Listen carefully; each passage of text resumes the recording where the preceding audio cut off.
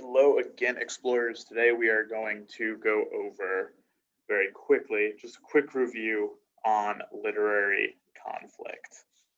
So conflict is essentially one of the most important things in any story. So there has to be some sort of conflict in any piece of writing you read that is a fiction story, because without any sort of conflict, then the characters never grow and develop, and they're just not that interesting to read. So basically, there are two very broad categories of conflict, and there is internal conflict, and this is conflict that a character has within themselves, internal inside. So this conflict is a conflict that a character has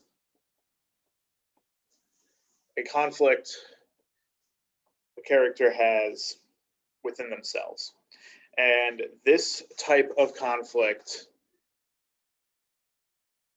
is usually like things like self-doubt, or, it could be something like depression.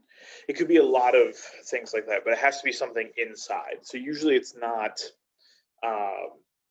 sometimes it can be brought on by an external event, or action, but typically it is almost entirely within the character themselves. So if internal conflict is a character that happens inside of a character, inside their mind, then you have external, and this is pretty much all other conflict. So this is two people fighting over a magic sword. This is two people both wanting to get the last PS5 at the store.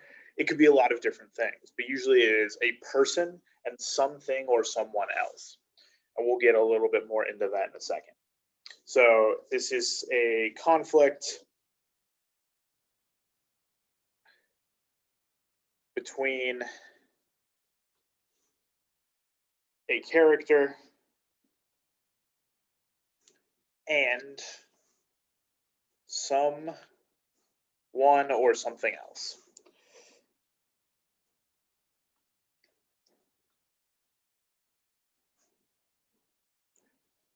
Okay, so these are the two generally broad categories. Most of the conflicts that we're going to see and discuss today are actually going to be in here, where it is an external conflict, and the character has to go up against some other person, thing, or force. I say force because sometimes what the character has to challenge is literally a force of nature, like a storm. And most internal conflicts are going to basically be person versus self. So we're going to get a little bit more into that, and we are going to broadly go over each one very, very quickly. So we're going to talk about person versus self real quick, because that's the one I just talked about. You can also say character versus self, because your character doesn't always have to be a human. So this is an internal conflict, and this is our character attempting to deal with something inside their own head. So it could be, like we said before, self-doubt. It could be depression. It could be that the character is afraid of something. It could be a lot of things. I mean, and you could theoretically, you could say that a character has to cross a bridge to get to the other side, and the character is afraid of heights, and they are paralyzed by this fear, and they have to overcome this. They have to overcome this fear to reach the other side, reach their goal. So this is basically person versus self. It happens inside of a character's head. I'm going to put down some of those examples. And again, this is not an all-inclusive list.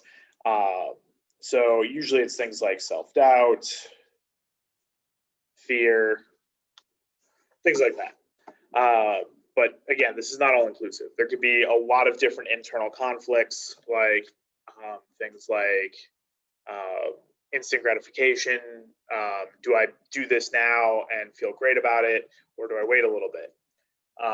It could also be like a character making a financial decision. That can be an internal conflict.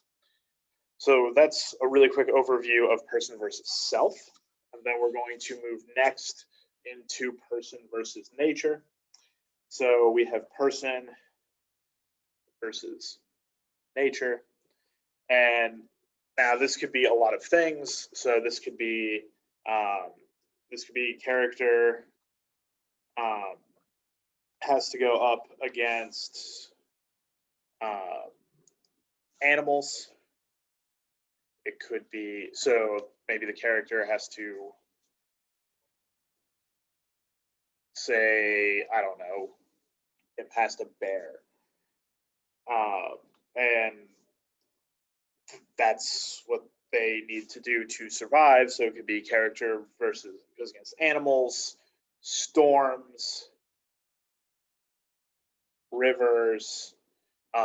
Water is a very common theme in a lot of survival nature, and a lot of survival stories, because in nature, water is just about everywhere. And despite being one of the things we need to survive, it's also potentially dangerous. You can drown or get swept away. Sometimes characters have to climb mountains. There's just a lot of things that and any of these things that the character has to go up against, forces of nature, would be, these are all examples of things that the character would have to face. So basically anything that you would consider to be an element of nature or a part of nature pretty much will fall in here. The only exception would be, remember how earlier I said that we could replace person with character? In the story we went over last time, for example, the fox and the goat example, that would actually be a character versus character type of conflict, as opposed to character versus character, person versus person. It would be that over person versus nature, because both of those characters are animals. So you wouldn't really count it as person versus nature, because our characters are all animals. So I just want to make sure that we kind of understand the difference there. If all of our characters are animals, then it's character versus character, which we'll move into next. So this is going to be person versus person. And remember, if an animal becomes a character, like in The Fox and the Goat, and they have the ability to speak, then they are personified. And we will get into that literary device a little bit later, and we'll review that just in case we forgot. So this is two characters who are against each other. This is some common examples would be Spider-Man versus Dr. Octopus. It could be Superman versus Lex Luthor. Any of those classic stories all will work. That is person versus person, character versus character. The Fox and the Goat, technically the fox is the antagonist. He tricks the goat. He's the bad guy. He is against the goat in this case. Example, again, I'll just write down one of these examples. And that'll be Superman versus Lex Luthor. They're just another classic. Now, we also can have things like person versus society. So if you've ever read The Hunger Games, that is a person going up against an entire way of life. And Katniss has to basically confront the whole society to win and try to change the world. This is a character a character against a large, I'm going to say that basically say this is a large group of people, because it doesn't have to be like a whole country. Technically, this could be like a state or something like that, or a small tribe. And their way of doing things. And obviously, there's a lot to unpack with this one. And since this is just a quick review, we're not going to get into all of it today. But this is basically a person against a larger group and their way of doing things. So, you know, it can be like a young man going up against the way his tribe has always done things. He wants to go beyond the lands and explore more. It could be someone against, say, a city. If you had like an individual dystopian city, it could be a lot of these things. And it's important to know that this one can go very, very deep. So we'll continue to explore that this year as we get into newer texts. So person versus technology is our next one. So this one could be simplistic. So a character is in conflict with some form of technology. So this could be a character struggling to deal with something on their computer. It could be the Avengers versus Ultron. If you've seen that movie, Ultron is a robot, an artificial intelligence. So any of those types of things work. Usually nowadays, it's often something like an Avengers type situation where it's a character against a robot, and or a whole bunch of robots, and they have to deal with that conflict. This has really risen more in popularity as science fiction has continued to grow and develop as our technologies continue to grow and develop. So our next one is, we've already done character versus self. So our next one is going to be person versus destiny. And this one's a little bit complicated. So a character